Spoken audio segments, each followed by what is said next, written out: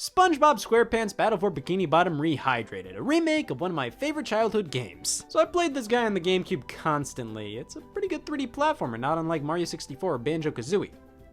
Now one of the greatest games of all time, that's pushing it a bit. I've heard so many people talk endlessly about this game being such an amazing title, and then when those who didn't grow up with it try it out, they're like, it's pretty good. Nothing much more than that, though. I think this game stood out to all of us who grew up with it because it was incredibly faithful to a cartoon we all loved. Being a collectathon where you explore all these settings and complete objectives meant we got to be in the world of the show and talk to all these different characters. And on top of that, it was just well made. It had good music. Visually, I always thought it was pretty top-notch for a licensed kids game. And that's what I think makes this one stand out so much. It was really good for a licensed kids game. As a standard game, it was good. I just don't think it would wow anybody who A, didn't play it as a kid in 2003, and B, isn't a fan of the source material. But I think everybody can agree this was a quality game that accomplished everything it set out to do. And just the fact that it was getting a full remake, that's insane! This is like the last game I would have expected to get that kind of treatment, but here it is.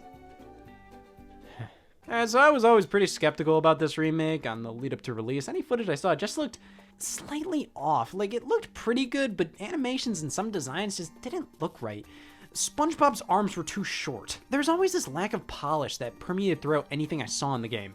But regardless, it came out in late June. It was okay. I played and beat it on Xbox One because I wanted an excuse to use the thing. June 23rd was when I remembered I owned another rectangle. But I still bought it on Nintendo Switch because the idea of playing Battle for Bikini Bottom portably was just too amazing. Now, the game itself is just fine. I can tell the developers really cared and were quite talented. They just didn't have the same level of appreciation for the game the fans did. Like, they knew it was a beloved game and had a ton of respect for it, but weren't like fans who grew up with the game themselves. I feel like they just didn't think some things through. Like, why did they change this picture in the bedroom? SpongeBob had a picture with his favorite superheroes before. That made sense. Now it's a screenshot from a random episode. In fact, he has hair here because this was that gag where the viewer thinks that's SpongeBob in a wig, but it turns out to just be somebody who looks like SpongeBob in a wig because the actual SpongeBob in a wig comes by right after this.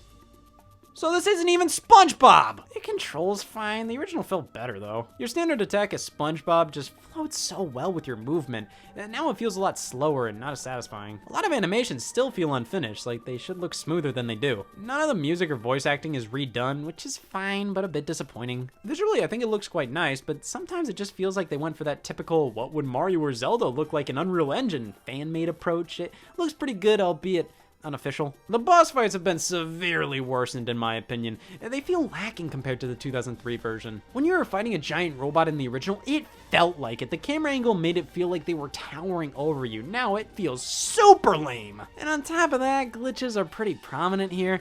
Overall, it was really cool to see my childhood game remade from the ground up. These scenes that are burned into my brain, reanimated in HD, it's seriously awesome and warmed my heart. These developers are really talented. I just don't think they had the time or budget to make it as good as they wanted it to be. At the end of the day, though, it's fine. It's completely serviceable. I just think the original is still my preferred version, and honestly would have favored them just putting the GameCube game on modern platforms and widescreen and call it a day. But at least I have the game portably now.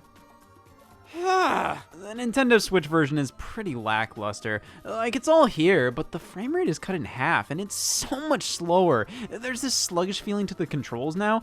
For some reason, the attack button is here on Switch, with the jump button being over here. Why? That makes it a bitch to jump and attack. You have to move your thumb 2 counties over. Lots of pop-in and distractingly jaggy shadows are all over the place here. It's not ideal. It does the job, I guess, but like, this was on the GameCube. I know this is a much prettier version, but I just think it's a little ridiculous with how mediocre this runs on Switch. Especially considering they just released this game on mobile devices, and it runs perfectly. I don't know. I had my fun with this game, but it has its problems, and I would advise against getting the Switch version, honestly. I need a cigarette.